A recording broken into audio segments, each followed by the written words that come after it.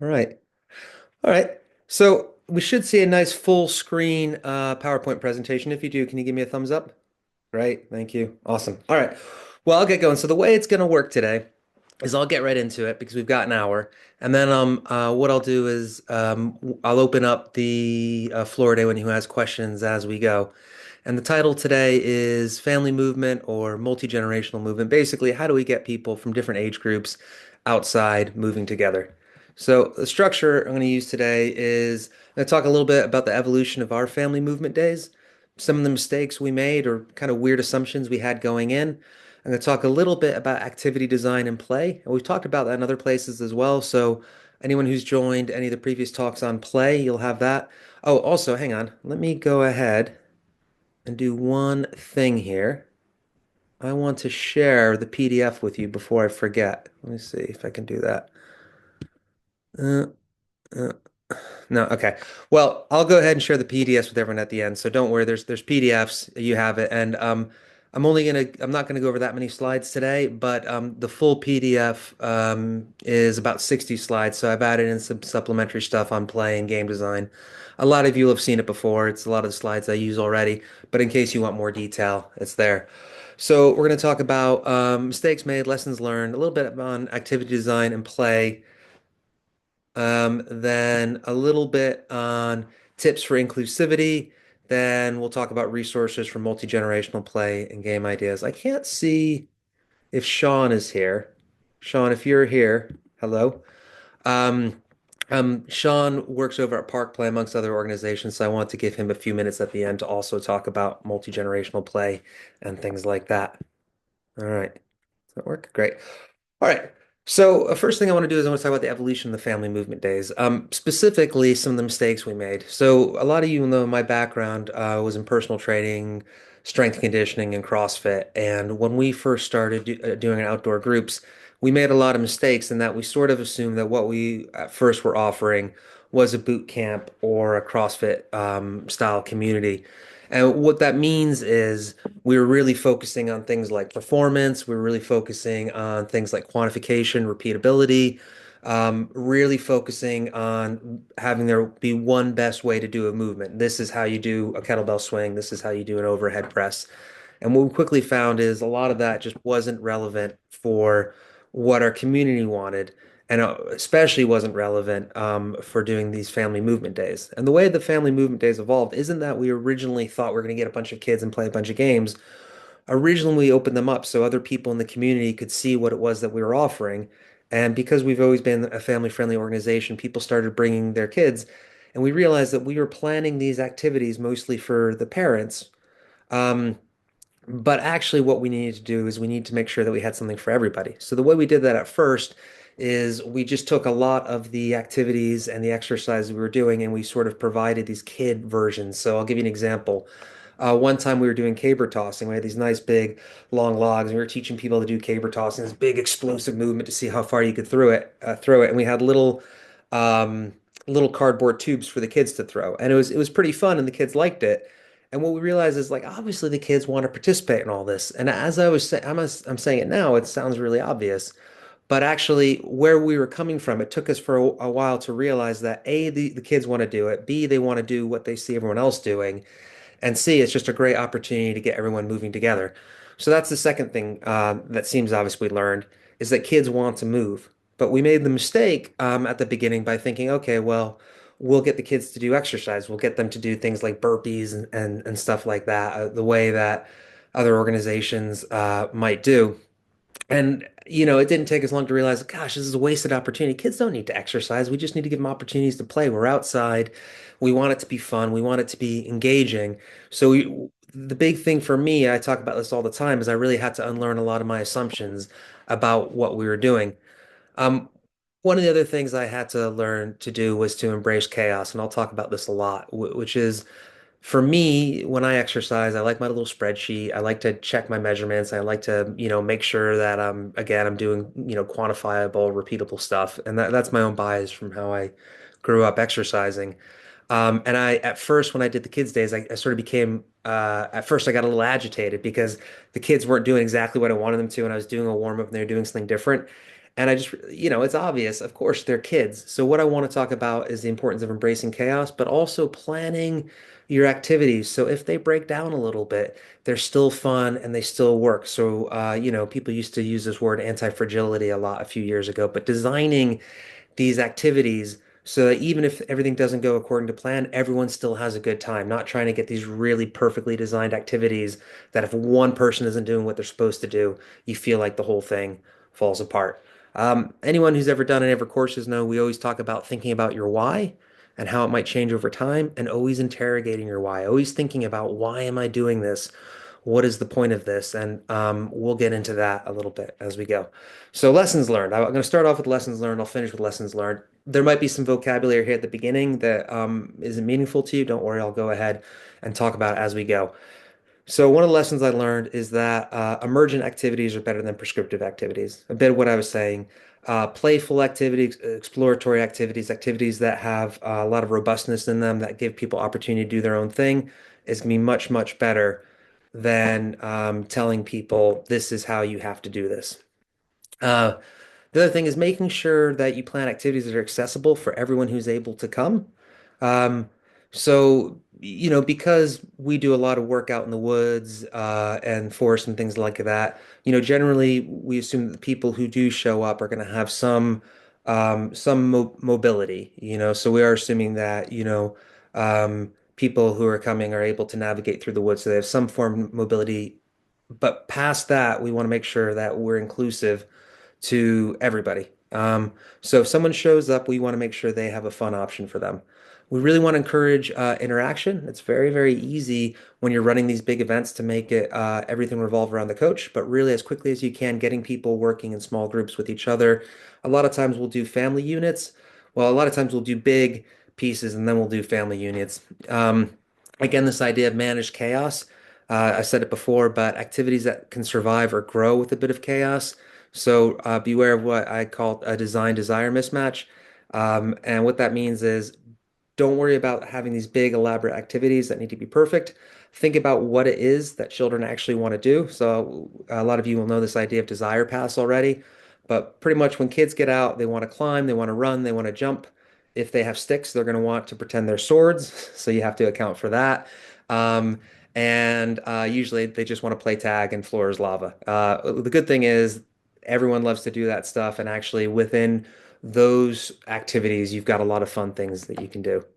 Um, Continuing with lessons learned.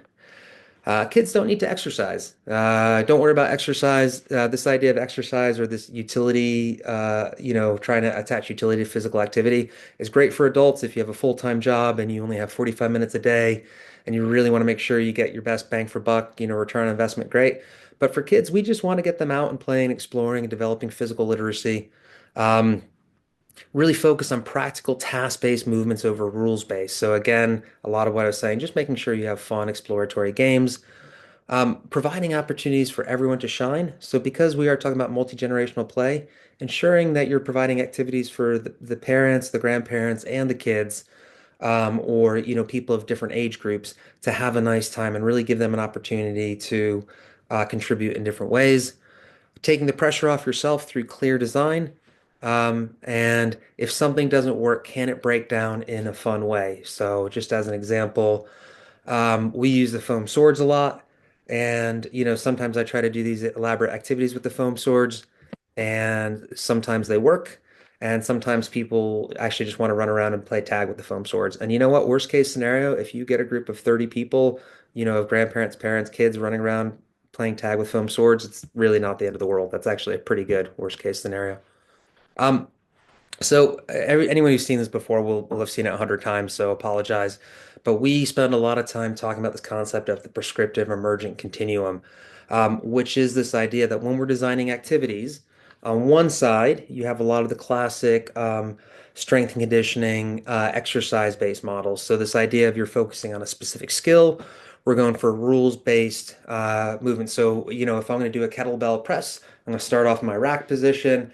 I'm going to be in this position. I'm going to keep my legs locked out. I'm going to press out until I'm overhead like this. I'm going to do repetitions like that.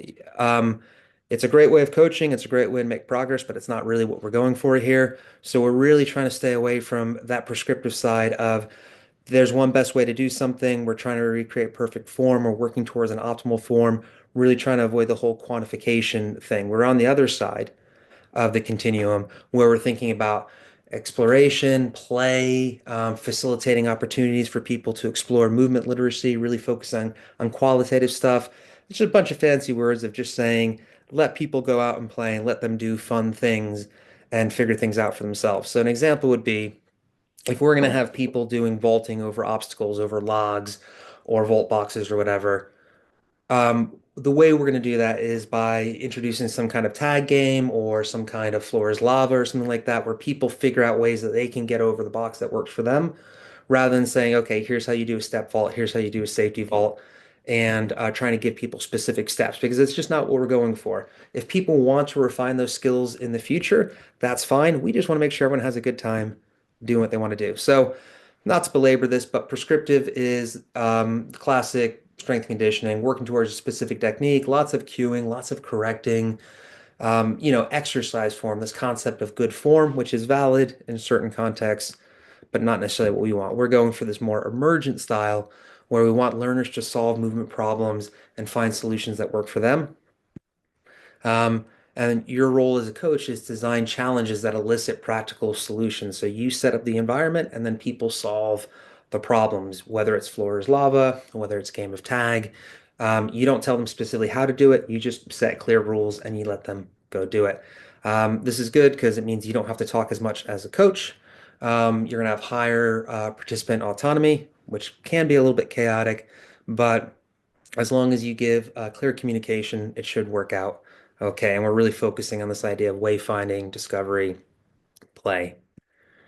Um, because I'm sharing the PDFs with you, I just want to share some good resources. These are a lot of the real classic books on thinking about play. They're very useful. Don't worry, you'll have them. I just want to talk a little bit about why play. Because so much of what we do is play, especially in the context of nature moves and especially in the concept of the family movement days.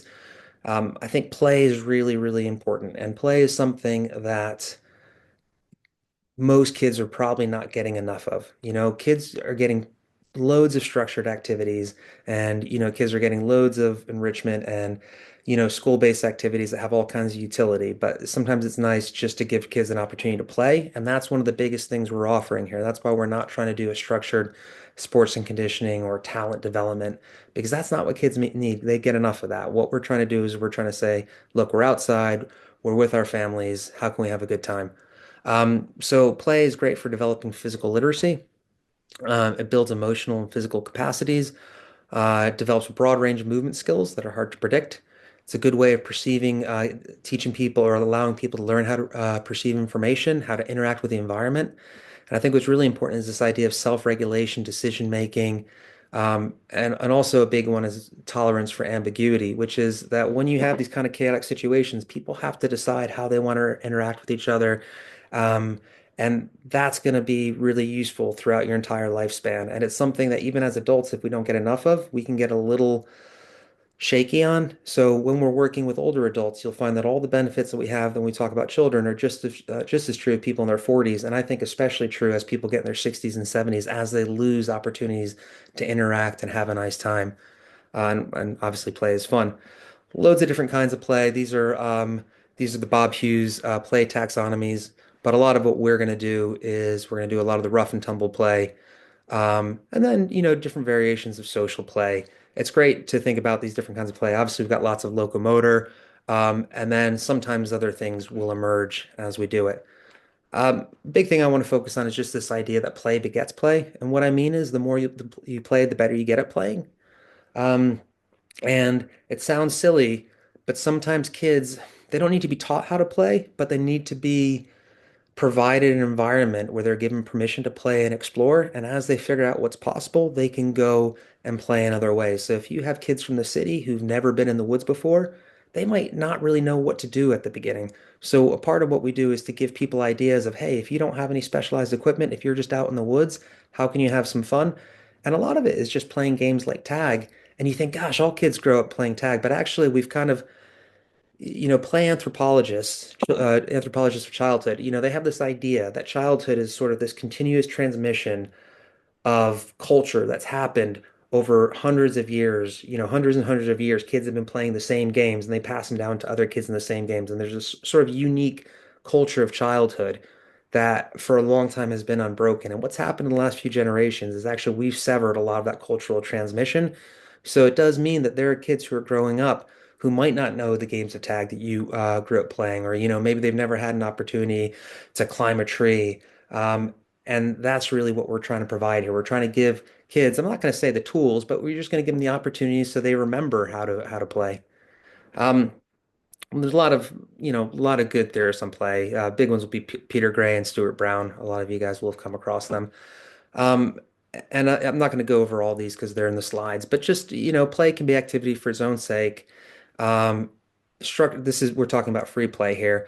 The structure and the rules can be quite ambiguous, but it's something that you should feel engaged in. There should be a sense of flow. So, Stuart Brown, same thing. Don't worry about the utility of this. One of the things I see people all the time, young coaches, especially if they have an exercise or personal training background, they'll always say, well, what's the point of this? What energy system are we training? What muscle groups are we training? That's not the point. We're thinking holistically here. So don't worry about trying to tie everything. If you have good foundations and you focus on getting people outside, interacting, having a nice time, problem solving, the benefits will come through. So don't feel like sometimes I'll see new coaches, they're doing family movement days and they'll say, okay, guys, today we're doing this because it's good for lower body strength. Don't worry about that with the kids. Just have a nice time. If you're working with adults in their 20s and 30s and they're really motivated by things like that, then great. But for kids, I think again, just make sure they have a nice time. All right. So I've got this picture here. We're talking about this concept of desire paths. I can't see everyone, but if you've heard desire paths before, just raise your hand. Uh, let's see a couple hands raised. So desire paths are they're this idea in urban design and plan design. And we've all seen them. If you've ever gone to a supermarket, if you've ever gone to an Aldi or a Lidl or something like that, you're going to see desire paths where if you're walking to it, there's the official way you're supposed to walk in, and then somewhere around the hedges and the lawn, you'll see the path that everyone takes on foot to go in, and it's going to be this muddy patch. And you see this all the time. So the above one is a university. And when this university was being built, the designer knew about desire paths. So what they did is they laid down the lawn. They didn't lay down any set paths. They waited to the winter. And then in this case, because it's quite old, they got in a hot air balloon and they did some aerial photos to see where people were actually walking. And then they use that to make these paths that are actually useful. So designers, they always have this idea that everything should be like a straight angle or, 90-degree angle, and you should have these perfect Cartesian planes. But then when you actually look at people on foot, they're going to reveal what they actually want to do. So I have this idea of desire paths of when we were working with children, they were telling us exactly what they wanted to do. And every single time I got frustrated or every single time I felt like an activity didn't go right, I realized because I had these theories about what people should be doing, and I wasn't paying attention to what the kids wanted to do. Um, so I said this earlier, but you get kids in a space. You think about what are the things that kids always get in trouble for, okay, when they're inside? And usually it's things like climbing, jumping, running, finding a stick and pretending it's a weapon. Not maliciously, but just, if you give two kids broom handles, within 5 seconds they're going to be fighting like they're lightsabers. It's inevitable. Some variation of Tigger tag, some variation of floor is lava or obstacle courses. And you could probably think of some other things as well. But if that, oh, got a nice chat here. Hang on. Oh, yes. Very good, Catherine. Yeah. Throwing is a great one. Yeah. Any kinds of throwing, catching ball games, things like that. You give kids an object that looks fun to throw and they'll start throwing it back and forth. And it's all about just how you take that energy and you work with it. Um, so then I think, well, what can we offer? Okay, since we're outside, and we have access to some kind of green space, what can we actually, what are we in the position to give? So fresh air, green space, plenty of space to run around or plenty of space to throw things. There's nothing to break. A lot of times kids get in trouble because there's a mismatch because we put them in an adult environment or some sort of official administrative environment where they can break things. But those behaviors that are perhaps maladaptive when they're in a school setting are exactly really what we want kids to be doing most of the time. So when you're outside, uh, there's nothing you have to break. There's no lamps, there's no computers. There's going to be sticks and logs and things like that, and that's fine. We're also giving them opportunities to make decisions and solve problems, um, and new people to meet. And one of the things that I meant to say back on this one, I had a good chat. Nope, not that one. On this one, I had a good chat with Eugene Minogue the other day, and he does a lot of play sufficiency and children's right to play work in the UK. And he asked a question, and he was exactly right. He's like, think back to when you were on a sports team, football, soccer, baseball, whatever. When did you have the most fun? And he said, I guarantee you, most people, if you ask a room of people, when do they have the most fun? What do they remember best about the practice? It was the 5, 10, 15 minutes before practice and the 5, 10, 15 minutes at the end of practice. And that's when the kids are just messing around, coming up with games. Every sport, no matter who it is, they always come up with like a fun version or a simplified version using the equipment of the sport. That's not as complicated as playing a full thing, but it's like, whether it's playing keepy uppy with your friends or playing small side scrimmage or even coming up with other games. It's the fun stuff on either end that people remember. And that's really kind of what we want to tap into. What are the activities that people do when no one is telling them what they have to do?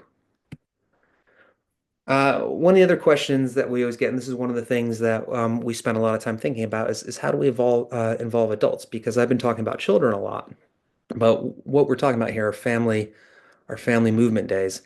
And one of the things that people tell us all the time is, gosh, it's really hard getting the parents involved sometimes or the grandparents. And probably it is gendered. A lot of people say we always have trouble getting the dads involved. So, one of the things I'll say right away, and this is part of design, which we'll talk about later, but go ahead and assign roles. I don't mean rigidly, but when you do games, like we usually open up with a big game of tag or some kind of big wide game, do adult versus kids. And I said step there, and that's a reminder for me to talk about different ways that we can modify games so they're fun for everybody. And like if the adults are winning, you can give the kids some superpowers, so you can whatever you can say every time the kids score a point is worth two. Or if it's an older group of adults and the younger people are winning, the older people are struggling, give them superpowers. If you want to, you can assign some adults the roles of timekeepers or bell ringers or rangers. And that just means people who are kind of walking around and helping, seeing where everything is, making sure everyone knows where they're going. Um, And then there's this picture up here is from a TikTok post that went viral a few months back, and it was this woman saying that men love quests, and it became really popular. And it's sort of this joke that if you want guys to do something, this is gender, this is true of women as well, but if you have reluctant men, give them a task that makes them feel important, and they're much more likely to get involved. So sometimes when we do our family days, we'll group people up into family groups, how they came. And what I mean is, if we're working with a group of 30 or 40 people, it doesn't make sense to try to marshal 30 or 40 people around at the same time. So usually say something like, well, can everyone go ahead and come with the group that you showed up with? And sometimes it'll be groups of 4 people, 2 people, 5 people, 6 people, and we'll want to roughly get them in even groups. So we'll say, okay, well, we're going to combine these two groups, we're going to combine these two groups, and then we'll say, if there's a guy who's maybe a little reluctant, and say, hey, would you mind? I'm going to put you in as I'll call it the manager or whatever. I just want to make sure everyone gets to where they're going and they understand the rules. And then all of a sudden, just giving someone that little bit of responsibility means they take a little bit of pride in it. And all of a sudden, you'll see that your interaction goes up. Also, clear expectations from the start. I was talking to Katie, one of our recent students the other day, and just let people know what they're getting into for these days. Let people know that it's expected. Everyone come, everyone's going to have a good time. You might get a little bit muddy. Make sure people know to expect that, because sometimes people will show up to these events and think that it's like a stay and play, or the parents just sit back and drink coffee while the kids play. Really let them know, like, no, this is for everybody. So clear expectations are really important, talking about things like space, safety, community, child to adult ratios. So we usually try to keep the ratios so there's no more than 2 children to every one adult. Um, and so sometimes it goes a little bit higher, but we want to make sure that there's an even distribution. Sometimes you'll have two parental figures coming. And if you have extra ones, just mix up the groups a little bit. That's fine. You know, you'll find people who are comfortable getting mixed into other groups, and usually everyone will be okay. I was talking about community, and I just want to bring this up. One of the places where we still run the family movement days, there's a big pond. So we'll often say, hey, look, there's a pond here. Everyone's in charge of your own kids, but also if you see one of the kids getting too close to the pond, let's just say everyone is positively responsible. If you see someone about to get hurt, let's go ahead and band together. And we've never had any issues with it. But again, it's nice to have that communication at the beginning. Other Andrew, sorry, just to leap in, you might want to take questions yeah, later, but just to emphasize that point, I think I've been running family sessions in quite a dense area of woodland, various sort of pitfalls, uneven yeah, ground, that kind of thing. So using the terminology team leader seems to have worked quite well. And, yeah, you know, just kind of pointing out some of the hazards, you know, just be aware of this, that, and the other, try and keep everybody in a defined space. And now that I've got some equipment to try and sort of mark out an area where we're going to be in, everyone yeah. seems to have been a bit more comfortable with that. So, yeah, just kind of think about how you can use your hands-on adults to sort of keep an eye on certain Exactly. things like that. Exactly. And it's all about kind of building up those norms and that sense of community, which becomes easier and easier and easier as you run more because people know what to expect. Um, One of the things I also want to talk about in terms of getting adults involved is just normalize being silly. I'm not a very silly person. But you know, when I do my warm-ups and everything like that, I make sure that I end up in embarrassing, goofy positions. And you know, if I can do it, anyone can do it because it took me a long time to get comfortable with stuff like that, but then you realize it's not a big deal. So just get people doing silly stuff right away, break the ice.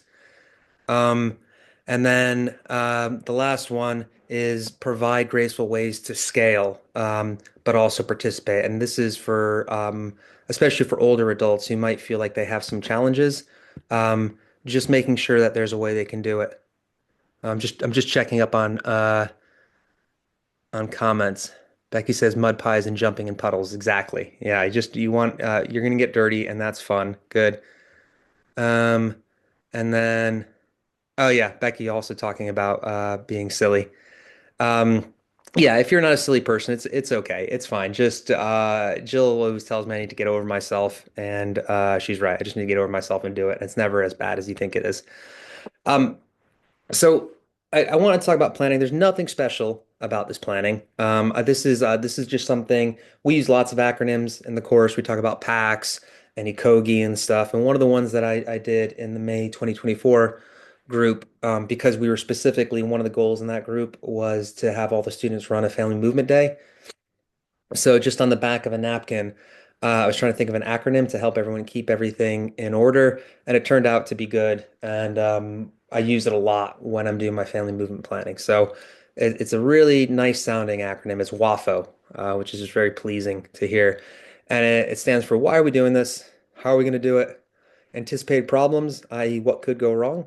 What are the fixes? So if we anticipate a problem, how can we go ahead and work around that? And then at the end, I always think about the outcome. What worked, what didn't work? How can we improve, reiterate for future attempts? Because sometimes the problems that you think will be problems aren't problems. Different problems will pop up. You'll realize things are much more complicated than you thought they might be, or something you thought was a fun game might not be a fun game. But then you'll see someone who comes up with their own improvisation. You realize, wow, that's a much better activity. So write all that stuff down. Shamelessly steal from everybody. Whenever you see a good idea, write that down and take it. You can give them credit, but if you see somebody and they're doing something better than you're doing, get rid of your ego and be like, okay, that's a much better idea. I'm going to steal that for later. So we'll talk about each of these in some detail. So why? Why are you doing this? The number one, well, actually, number one, no, these are just examples. Are you doing it to have fun? Are you doing it to build community, to get families out together, including your own family? Is your family going to be there? Do you want to spend time with your family? Because, if you're a young parent and you've got kids that are like 1 and 2, maybe you just want some time away, and that's okay. Be honest about that. Our kids are pretty fun now. We've got a 6 and 8-year-old now, and actually it is fun hanging out with them. Um, Another why, maybe you just want to get people in the community to think about movement and physical activity. Maybe you want to expose people to new ways of engaging in physical activity. Or maybe you want to design the perfect strength conditioning program in order to produce elite athletes. Now, if it's your last one, then you're probably not in the webinar. There's probably other ones for talent identification. But the last one's a bit of a joke, but I put it there just to clarify that probably for most people here, it's going to be something like this. We want to have fun, build community, get people moving, get people playing with their parents, grandparents, grandkids, etc. It's probably going to be something like that, which means don't confuse it for designing a perfect strength conditioning program in order to produce elite athletes. That is not what we're trying to do. Um, we'll talk a little bit later about this idea of sampling, but really like if we're working with kids, especially kids 6, 7, 8, 9, 10, 11, 12, we just want to expose them to lots of different fun activities so they can see what they like and give them some ideas. We're not using this as any kind of talent production camp. All right, the how. So once you figured out whatever your why is, and this will be different for everybody, um, think about, well, how am I going to do this? So if I want to have fun, build a community, how am I going to do this? Well, probably playing games is a good way to do it. Um, Providing opportunities to learn new skills. So, if you are working with people who are interested in maybe learning how to vault or climb a tree, then you could do something a bit more formal. Are you trying to challenge participants' physical activity or physical capacities? Like, are you working with people who do want to have a kind of huffy puffy competitive workout? I mean, if that's the case, that's fine. Um, then you can definitely do competitive games if that's what people want and that's what the community wants. Are you mainly, do you just want to create opportunities to interact? So, um, with that, you kind of want to think about, well, what are the activities that I can plan that are going to make sure I get me to my why? So once you have your why figured out, you can kind of think about what your how is going to be. I got a few things on chat. What do I have in chat? Um, yes, creative stealing, Luke. Yes. Yeah, Catherine. If we do accidentally produce elite athletes, that's totally okay. And I'm not sure if Sean's in today. Um, but I think the most compelling research that's come out in the last few years on how people produce, elite athletes is not through over specialization, but it's through what we're doing anyway, which is exposing them to movement opportunities, giving them lots of opportunities to play, building that broad base. So, if anyone's ever seen ASM, the athletic skills model, that's the one that came out of the Netherlands. It's just all about giving kids opportunities to run, jump, climb, kick, throw, um, interact with each other, dance to music, things like that. You want to give people the broadest foundation they can, and then it means that they can actually pick and really decide what they want to. There's very little advantage to early specialization. Really, generally, it just will lead to early injury and burnout for most people. I mean, if you look at like athletes, competitiveness, early specialization will give you a boost up until around puberty. And so much changes around puberty that a lot of the early specialization advantages are kind of nullified because you don't, if you really care about adult athletes, you sort of don't really know what people are going to be capable of at an elite level until you kind of see how puberty pans out for them. And that's going to, naturally put people, you could be a really good sprinter and then, all of a sudden you're 6'7" and you weigh whatever, 250 pounds, and then it's going to be really hard for you to maintain your, I don't know, your career as a long distance athlete. All right. Um, so anticipated problems, just thinking about what could go wrong. Um, and a lot of times it's going to be things like maybe people just feel intimidated. Maybe they've never been to this before. Maybe they don't have the confidence or they have a story like this isn't for me. It could be things like not enough equipment, could be a bottleneck. Maybe your space is going to be tough to work around. Could always be weather. Oh, that picture we have right there, that's the pond I was talking about earlier. So, just thinking about the space that you have and how you can work around any issues. So, like a pond could be a big asset in the summer, but when you've got a bunch of 3 and 4 year olds, you want to be mindful of that. Um, Also, when you're planning activities, think about the physical abilities or capacities of the people involved. Like, are you planning something that's too hard? A good example is at the moment you involve any kind of running, it's going to be really, really tough for a lot of people. Or even games like tag. If you haven't played tag, um, as an adult, it is really tough. Oh, Rosie Fenwick admit. It can be really, really tiring. So, think about what these activities are actually going to feel like when you try to apply them. And then always think of a graceful option or think of a way to scale or give people other ways to participate. The other problem comes up a lot is coordination and confusion. Essentially, if you're just trying to come up with activities that are too complicated, um, that can be really hard because sometimes what's easy for you is going to be difficult for other people. So, in terms of fixes, just always think about how can we plan around these potential limitations? So always have a backup plan. If the weather's really bad, think about your scaling and your substitution. So, can we do the same activity but just sort of make it a little bit easier? Or are there certain movements that aren't certain people won't be able to participate in? How can we change that? So I want to talk about these activity design tools like Step, Tree, and Change It. Um, and then in terms of social issues, just clear communication about expectations in a fun way ahead of time. Let people know what they're getting in. Provide opportunities for icebreakers. And then improvise, but just make sure you give people opportunity to have a nice time and interact with each other, and that's gonna make your life much easier. Finally, the outcome. Always think about what worked and what didn't work. I always do some kind of debrief or postmortem where I'm like, oh, that was fun, that wasn't fun. I thought that would be good. It wasn't very good. I didn't think that would be good, but it turned out to be really fun. Think about this while you're still fresh. So, what were some limitations you didn't anticipate? What are some assumptions that you need to update? Is there anything that surprised you? Um, Anything you can improve in the future? And just be honest. Like there are certain games I've tried over and over and over again to work, and they just haven't. So one of the games that I always see online that always looks really fun is the Snake Tag. So if anyone remembers the phone on their old Nokia where you had the game Snake, and as you eat the numbers, the snake gets bigger and bigger and bigger. There's a variation of tag where when you tag somebody, you add them to your snake line, and then the snake gets bigger and bigger and bigger, and you try to tag people. And it's one of those things that I think should be really fun, but actually, whenever I do it, it just doesn't work. And I've tried different variations, and I just have never gotten it to click. So now I'm like, okay, well, ostensibly that game is fun, but for whatever reason. Oh, hi Rosie. Yep. We'll have the recording saved via Eventbrite, so don't worry about that. All right. So one of the things that this was just brought to my attention the other day, and you can see there's a position stand down below, and I've got a QR code so you can find it. But it's this concept of deliberate play. This idea of deliberate play is kind of in contrast to this idea of deliberate practice. So a lot of times people have this idea of deliberate practice. You think about the 10,000 hour rule, which is a bit complicated. It's not exactly a 10,000 hour rule, but this idea that you always have to be practicing lots of drills, lots of repetition, stuff like that. A lot of the sort of athletic development and youth development models in the last few years have actually said, actually kids don't need to drill that much. Really, what we need to do is a lot of what I've been talking about. So this idea of deliberate play is intentional voluntary participation in informal sports games that are structured to maximize enjoyment and intrinsic motivation, just making sure people have a good time.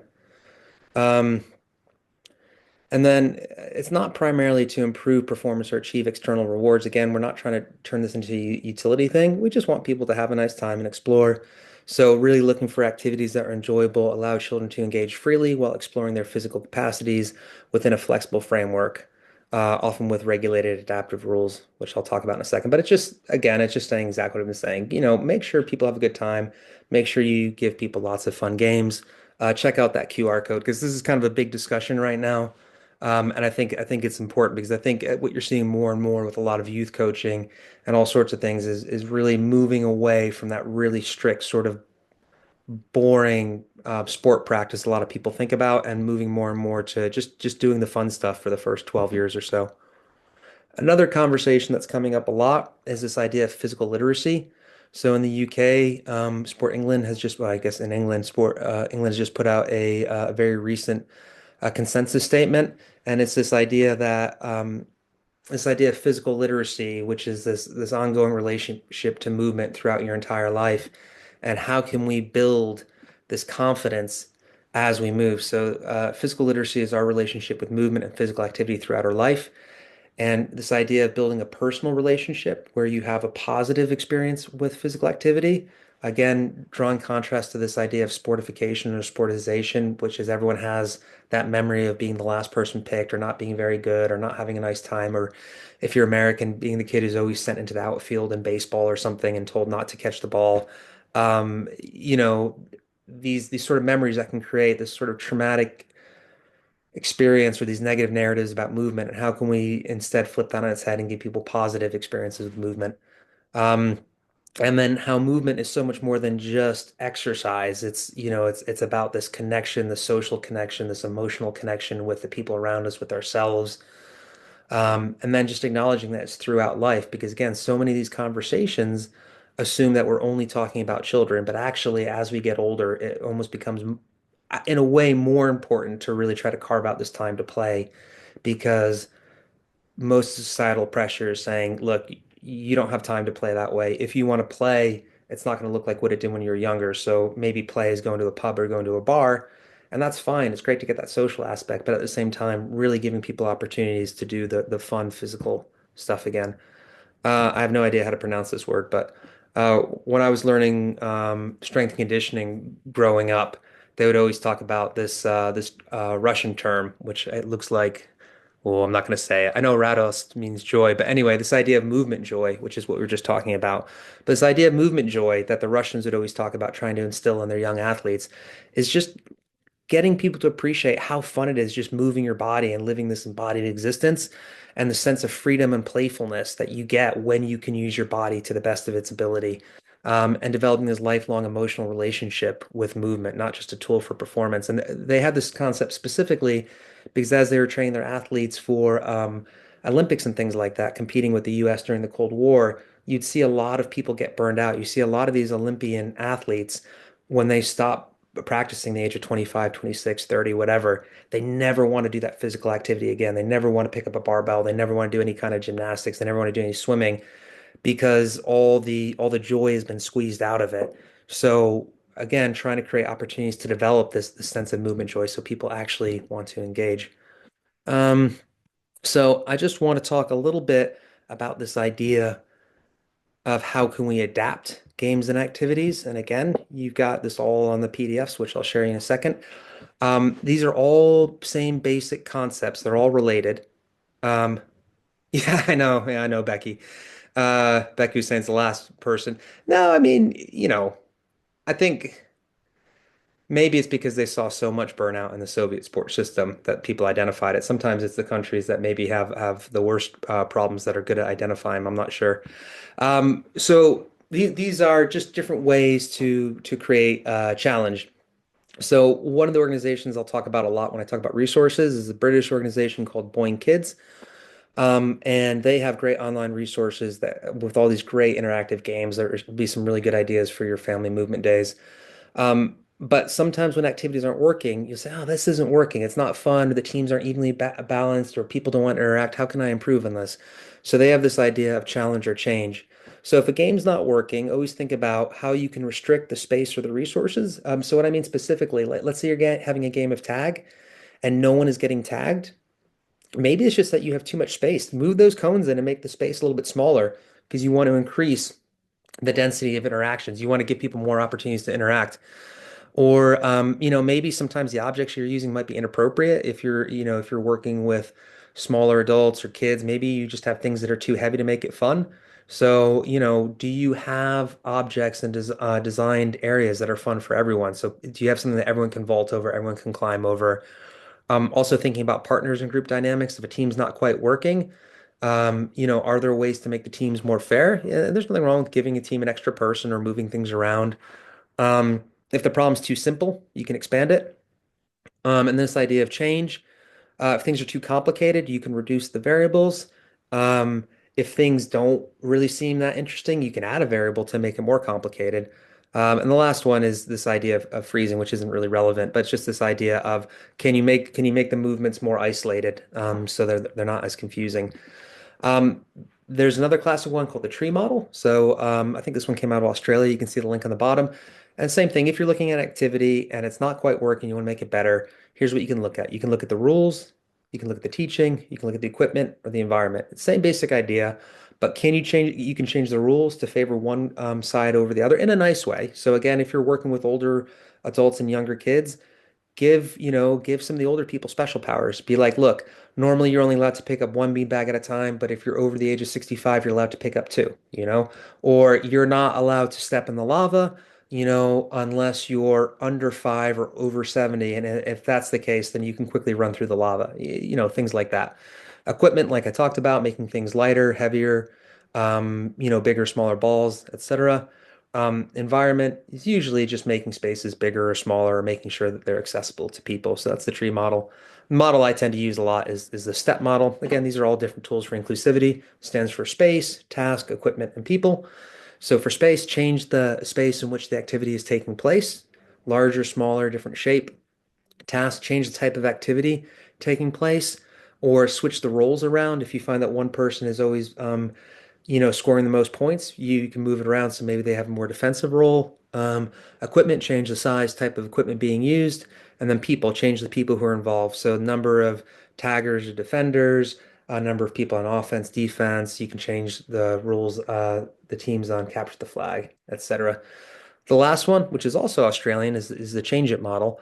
And this one's a little bit longer, but it stands for coaching style, how you score or win, the area, the numbers involved, the game rules, the equipment, how to make it more inclusive, and then time. All the same ideas we were just talking about. But if an activity isn't working, just always think about how can I reiterate this so that it's working for people, so it's a little bit more fun. All right, so lessons learned, and then I'll open it up for people to talk. This is everything I said at the beginning, but when you're doing these family activity days, I think it's go for emergent, playful activities over prescribed movements. So another example would be we don't do CrossFit style WODs and family movement days, so I wouldn't do a 12-minute AMRAP of these specific movements, but I might incorporate those movements into a challenge. Make sure it's accessible for everyone who's able to come. Do everything you can to encourage interaction between the groups and the individuals. Embrace manage chaos and try to pick activities that can survive or grow with a little bit of chaos. And this design desire mismatch is when I was talking about desire lines. Kids don't need to exercise. Just make sure they have a good time, get them out there moving. Focus on practical task-based movements over rule-based. So don't worry about arbitrary points of performance. Just give people opportunity to do all those fun task-based things, getting over things, getting under things, getting around things, getting from A to B, picking things up, putting them down, moving them around, interacting with the world around them. Provide opportunities for everyone to shine. Take the pressure off yourself through clear design. If something doesn't work, can it break down into a fun way, or is it all going to fall apart?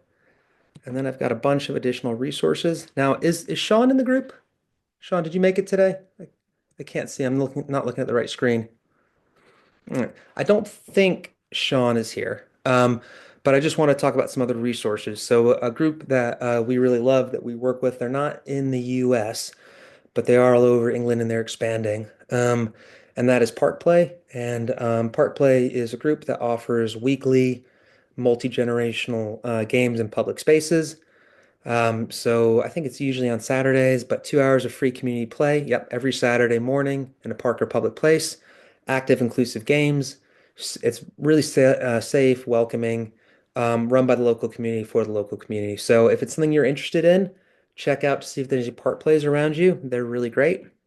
This is one that Shelby tipped me onto, which is the Movement Creative, and they've got some really great ideas for games and techniques. And they do parkour, but they do it in a really inclusive, friendly, non-elitist way. And I've learned a lot from some of their activities. Um, a couple of the books that talk about a lot of these theories. If you're a book person, that's always useful. And then after this, I've just got a bunch of supplemental stuff that talks about game design and play, but we don't need to talk about that. So, all right. Stop that. All right. I'm gonna go ahead and open this up to the group. You can throw stuff into chat.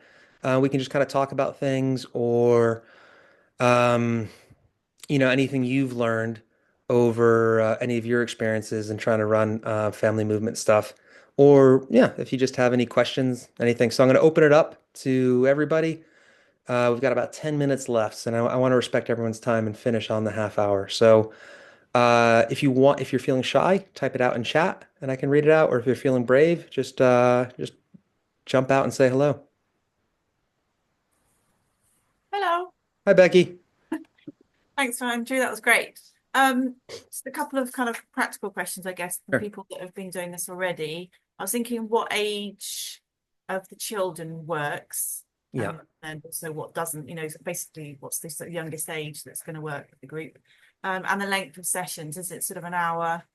So I guess much longer might be too much for everyone. Yeah. So to both of those, and then I'll get you, Catherine, I see your hands up. We've done these as young as children strapped to their parents' backs. So, we do a lot of these where literally be the mom or the dad with a newborn on their back. And it's really nice because as you do this over years, you see in a few years the children who were the kids who were strapped to the back are now the kids toddling around and sort of getting in everyone's way in a nice way. And then a few years, you see the kids who are toddling around or the children who are wrangling the kids who are toddling around. And then a few years, you'll see the children that used to be helpful are now suddenly the brats who are kind of sabotaging everything as you go. But it's a nice continuity, so that you can get it as young as possible, because we're doing this whole emergent sort of play. As long as kids are having a good time, it's okay. So I'll give you an example. If we do a tag game of parents versus adults, and there's a 2-year-old, they're not going to want to be away from their parents. So it's fine. Just say, okay, parents versus adults. 2-year-old is an honorary adult, okay, and then they can run around with their parents. Their parents can carry them.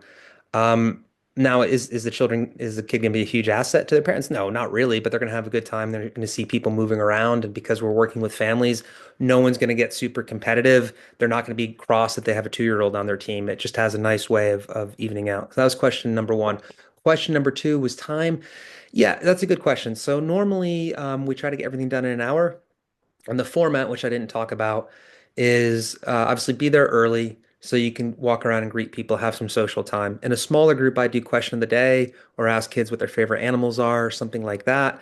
But in a bigger group, it doesn't really make a lot of sense. So just have a nice chat with everyone, sort of explain what the goals are for the day, which is usually move, have a nice time. Um, then we'll run just a sort of general warm up of animal movements or exploring the woods or something like that. We'll run one or two variations of tag, and then what we'll do is we'll do a few stations where we might have something like, climbing on logs over here, maybe turn it to a floor is lava, maybe some foam sword fighting over here, where first you're doing some one-on-one duels and then you move on to a bigger group. Over there, we might just have dragging tires and trying to pull each other in different contraptions, things like that. We get that done in an hour, but then often what we'll do, depending on where we're doing it, is we'll either have some tea or pastries around if people are interested, or we'll run it in a park where there's a cafe and anyone who wants to can come over and get some tea or coffee, depending on the context. But usually the event itself, usually an hour, is realistic. And then if it runs a little bit over, people usually aren't too worried. Catherine? Hi, lovely to see everyone. Thank you very much. Great to see you. Yeah, so in terms of defining multi-generational movement, from what I understand, um, you've described, the focus seems to be with this on it's a group where the children are the focus and adults are kind of um, yeah, informed that that's the case and kind of working in a supportive context. So I just wondered if people, if that's what we're talking about, and if anyone has any experience where, um, yeah, is that what we're talking about? Yeah. Basically, family, children focused, as opposed to, say, an all ages welcome system where I'm presuming you then have to have it grouped into different, because I had like the opposite yesterday. I had an adult session, but the adults needed to bring children, but Mhm. the session was designed for the needs of the adults and the Yeah. children activities to keep them safe and occupied. So Yeah. I'm just Good, wanting good, to good define that and question. see if Yes. anyone's kind of mixed it up even more and encountered any barriers Yeah. where adults So have said, I, I s- I haven't got see. what I need. Yeah, I see that Lynn has a response. So I'll let Lynn talk in a second. I'll do my response. I'll let Lynn jump in. Yeah, that's exactly right. So really, what it's evolved into is active. I wouldn't say it's specifically designed around the children, other than you want to make sure that activities are fun for everybody and everyone can participate, which sort of means that by necessity, your children, they're not going to be a limiting factor, but that you sort of have to design around them because if it doesn't work for the kids, it's going to create too much stress for the adults. And um, as I was saying, the evolution of this, when we first started, we were actually doing activities that were sort of focused around the parents, that the kids were sort of, on the side and could see them doing it. But for us, we just realized because the kids wanted to be involved in it, we needed to find proactive ways to get them engaged. So yeah, ultimately, they're games that are fun for everybody. And sometimes the adults end up having, more fun than the kids do, depending on the activity. Um, but yeah, in a way, it is sort of, if not exactly child centric, being mindful of the fact that there will be children there, which means that in order for it to be a success, the kids have to be having a good time in a way that the adults feel comfortable and safe. Otherwise, it'll create a domino effect. Lynn, where are you? Can I hear you? Hey, sorry. Yeah, hopefully now. Sorry, it just took me a minute to navigate to my buttons. Good to see everybody. A couple of things just on that have kind of resonated as you were talking earlier, Andrew. It was actually when you were kind of talking about sort of team leaders and Hmm. acknowledging the pond and sort of saying to people that let's take a bit of a kind of collective responsibility. Yeah. What actually struck me when you were saying that was just my experience recently with older adults and taking them down into the woodlands. So there have been no kids, there has Yeah. been no intergenerational yet, but interestingly, a lot of them are grandparents and have of their own accord, having been down in the woods with me, then gone off at a weekend, and then really lovely sent me some photos with them doing exactly the same stuff with their kids. So they've kind of taken it off in their own Yes. accord, which is perfect. That's what you want. And it's just kind of, it's, I suppose, oiled my wheels in terms of thinking, right, well, maybe we're at a point now that I could bring that back in.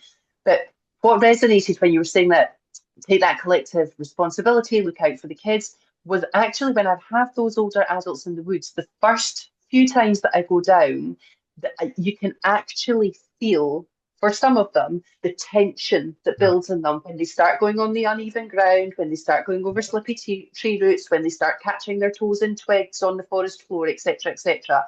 And I kid you not, I could have wept last week when I went back in. So that's a year that I've been working with this group. And it was actually my mum, so I can tell this story quite confidently.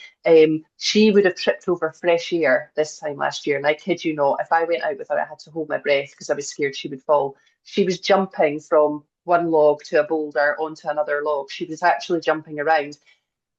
When I'm talking about health and safety and sort of considering the obstacles that are around them in their natural environment, I'm very careful not to overplay it Yes. because with those older adults, they just carry so much baggage with them in terms of life experience and responsibility and all the rest of it. And actually, I think the best way to enable them to operate safely is to really instill the confidence in them that you can see the environment around you. You've been working on feeling the ground with your feet. You've been Yep. working on seeing feelingly. Therefore, you'll know whether you're in a safe place or not.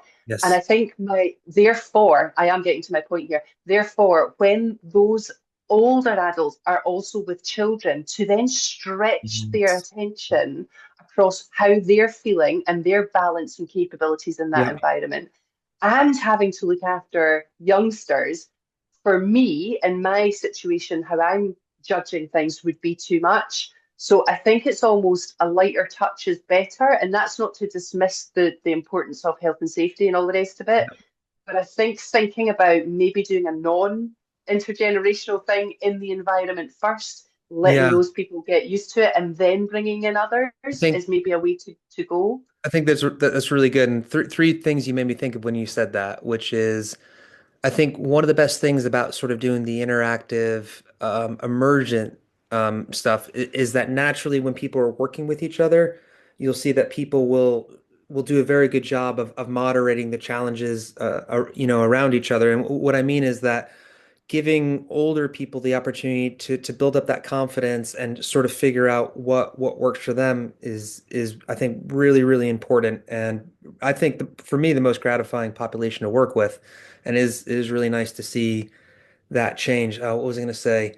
Um, I had three really good points, but I forgot them, so I'll let someone else talk. But within that, yes. So One of the things that we used to say at the beginning is be safe, have fun. And we don't say that anymore. We say have fun, and explore the environment around you. Sometimes I'll say, make good decisions. But it's like that. If we do an obstacle course, we do floor and lava and things wet, the thing I'll always say first is first thing I want you to do, I just want you without any kind of, excitement, I just want you to walk around and give everything a feel. See what feels wobbly, see what feels slippery, see if there's a big distance high and low. Go and figure it out. And then, make your decisions based on that. Oh, see you, Luke. Um, so that's one thing. Um, what was the other thing I was going to say? No, it doesn't matter. Luke, other Luke, I'll let you talk, and if I remember the third point I was going to make. But yeah, Lynn, I agree with you. The only thing I'm really strict about it when I talk about safety is just bodies of water. That's the only thing that I'll draw people's attention to if there's little ones around. Just because I'll say, hey, look, there's a lake around. Let's just all keep our eyes open. But other than that, I think it's very good to let people make. See you, Andy. Luke. Yeah, thank you. I really enjoyed that. I thought it was a really good presentation, really informative. I think my sort of like questions and points, I've got sort of like two parts, I suppose. Like, it seems quite sort of reliant on having a lot of outdoor space, this way of working. And I wonder if you've got any advice for practitioners who are doing it in like a village hall, for example. Yeah. And then secondly, and linked to that, I suppose, is like where I've seen intergenerational work have the greatest impact has been when it's been done in like an antisocial behaviour way. Mhm. So you've got older people in a community doing work with teenagers, and it works because you then get that shared sense of community, and it really helps that social cohesion. So I wonder if there's any advice on how to foster that as well. Um, Yeah, good questions. Yeah, the first one, the good answer is actually, oh, and I remember the last point. This is what I was going to say to Lynn as well. So I'll answer both your questions. The first one. One of my favorite questions that we get is when we're doing stuff with older adults that I pinched from PE manuals, and people say, "Oh, well, do you think this stuff will work for kids as well?" Um, and sometimes when I do things, that I pinched from activities working with older adults, I do it with kids, and they say, "Do you think this would work with older adults?" So there is this nice continuum, which is not to infantilize older adults, but just to say that good principles are good principles. So my point with that, Luke, is actually a lot of what we do is we've just taken a lot of progressive interactive PE games, and then we just repurpose them for outside. But a lot of these games are designed anyway to be done in village halls. So some of the resources that I was talking about, they could definitely be done in village halls. The only thing would be with the space, when you have lots of space, you can have lots of different stations. So you can have people doing the same things at the same time and rotate, where when you're in a smaller space, it's more activity one, activity two. So it's just about how you handle that. And obviously the excitement, because kids are going to want to run around. So, yeah, you that know, was sorry. That was sort of, I guess, like oh what yeah. I was asking was in terms of like that freedom to play. When you're inside, like you've got to be a little bit more structured, I think, aren't you? You've got to manage the space more effectively and stuff. And I think that's maybe Yeah. where Sergeant Major No, coach no, comes yeah, it into it. does mean you have to be a bit more of a manager. It's interesting because just being indoors, it doesn't inherently mean that you need to be stricter all the time. And let's be realistic, obviously it does. But what I mean is, if you've if you've ever been to a bouldering wall or a climbing wall where they do kids classes, it's amazing because the first time you go in, the kids just sort of run around and they start climbing and everything. And I was thinking, oh my gosh, these kids are climbing and everything. But then I realized, well, because the space is set aside for them to do that. Actually, the behavior that would normally be naughty isn't necessarily going to be naughty because all they want to do is climb and jump, and then within that context, it's okay. So it's sort of about the mats you have and what you can move out of space. Because if you can get a village hall and you can get all the furniture out of the way, then you sort of think, well, what's the worst case scenario? So if it means that the kids want to run around a little bit, then how can we kind of tap into that? So what kind of games of TIG and everything can you get to kind of get that energy out of them? But also, as I know you're thinking, if they get really excited, the excitement level ratchets up, do you have a kind of outlet for that? And yeah, so being outside does give definitely more opportunities. I mean, I mean, a lot of what we do, it does assume that there's going to be a park because we like to get the nature connection and everything. But we have run groups before in village halls, and it does work well. You just need to really think about what are the advantages of being inside versus outside, and then really trying to lean into those advantages. So that was one. Number two, yep, you were talking about behavioral issues and things like that. Yeah, I mean, absolutely. I think that if you can find older adults in the community who are interested in doing this kind of stuff, it's a big asset. A lot of some of what we do with the Nature Moves training is partially, it's with identifying older adults who'd be comfortable doing, being play leaders and activity leaders and things like that, and showing people that this is something you can do. You don't need to be an expert. It is not about knowing the most about exercise. It's just about, sort of having the desire to kind of help and set up a space for people to play. Um, and I can think of a few organizations around the UK, where people have been very successful in that. And I think it is really nice to give people to give children those positive multi-generational role models. And it sort of depends on what the existing organizations and communities are. So we're lucky in that, for example, in East Fife, where we are, um, and Leavenmouth, there's a really good multi-generational organization that does things like, they do a bit of gardening, they do a bit of food provision, they do a bit of nursery, and then they also do some activities that involve the older generation. So they kind of have all the components there where all you need to do is just introduce some more active play, and it all fits because they've got those resources. So it's sort of about figuring out what are the assets that the community has that you can tap into. Starting this from scratch is very hard, but working with communities, whether it's wild swimming groups or walking groups, or find out where are the active older people who do want to do more, and then how can you give them the tools and confidence to participate in that? Cool. Any other questions? Oh, I've got some people in chat. Let's see what we have in chat. Um, let's see. So, my main question is how to structure the booking and pricing arrangements. Can probably check this with Jill directly. Yes, Lynn, was that you? Yeah. Yeah, I think that's good for Jill. We put on special one-off events, and then the pricing sort of depends who you're working with. But I think, yeah, and we don't make much money off of these. I can't remember what we charge, but it's a very light fee per family, and then we make it Yeah, and really. it's not so much about like looking to make a lot of money or anything. Actually, my difficulty in the past has been more about literally the practicalities of getting an under 16 and making sure that that's the right ratio to parents. So if I've got a family unit of three and both are under five, is that okay? Or and then do you do it so that you're selling children's tickets and adults tickets, or do you sell it as a unit where you do one adult and kids? And it just all Yeah. got very messy. I got very confused. We we generally just do family units and then put a cap. So say like, a family unit, can be whatever, two adults and three kids or, whatever. And then if it's bigger, it's fine. We're quite loose on it. So you'll end up with some bigger or smaller family units, and then sometimes people will sneak in an extra kid from someone else's family. But for us, that's not the goal. I mean, when you get 10 families coming, then you end up, you make a little bit of money on the side, certainly, but it's really more just about getting people out and interacting. And then once it becomes more regular, then you can sort of figure out a pricing system. But yeah, Jill would definitely give a better answer on that. I've got no doubt. Cool. Cool. I'm going to scoot for now. Thanks so much, Okay, Andrew. good. Thanks, Lynn. Bye. Um, bye-bye. All right. So we're winding up. I'm about ten minutes over, but very happy to chat. If anyone else has any other questions or comments.